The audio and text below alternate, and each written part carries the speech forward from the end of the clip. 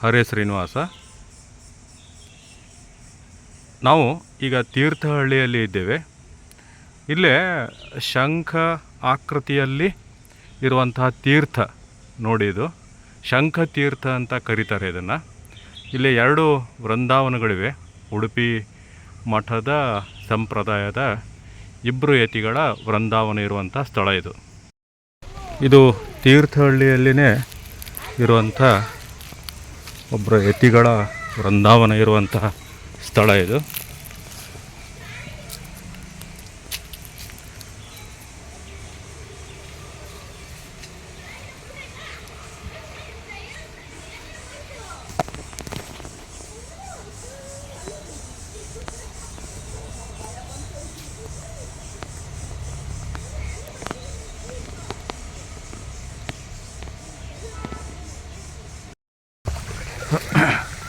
ಇದು ಶಂಖತೀರ್ಥ.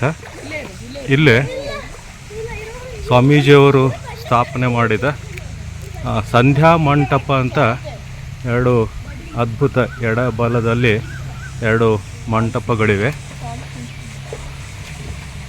ಇದೆಲ್ಲ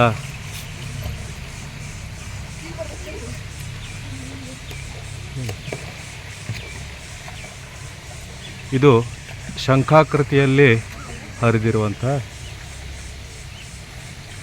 ಒಂದು, ಇದು ಸಂಧ್ಯಾ ಮಂಟಪ. ಸ್ವಾಮೀಜಿಯವರು ನಿರ್ಮಿಸಿದಂತಹ ಸಂಧ್ಯಾ ಮಂಟಪ. 2 ಕಡೆ ಇದು ಸಂಧ್ಯಾ ಮಂಟಪ ಇದೆ.